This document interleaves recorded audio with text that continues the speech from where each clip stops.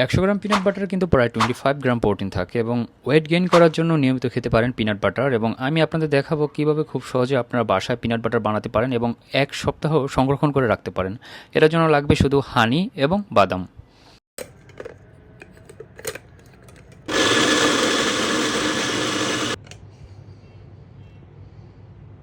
তাই ওয়েট বাড়ানোর জন্য নিয়মিত খেতে পারেন পিনাট বাটার এবং এটা কিন্তু একদিন বানিয়ে আপনি চাইলে 7 দিন সংরক্ষণ করে রাখতে পারেন একটা পটের মধ্যে।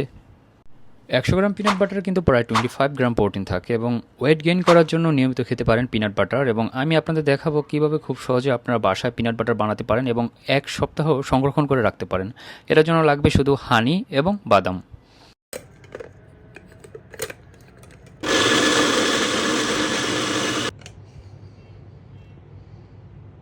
তাই ওয়েট বাড়ানোর জন্য নিয়মিত খেতে পারেন পিনাট বাটার এবং এটা কিন্তু একদিন বানিয়ে আপনি চাইলে 7 দিন সংরক্ষণ করে রাখতে পারেন একটা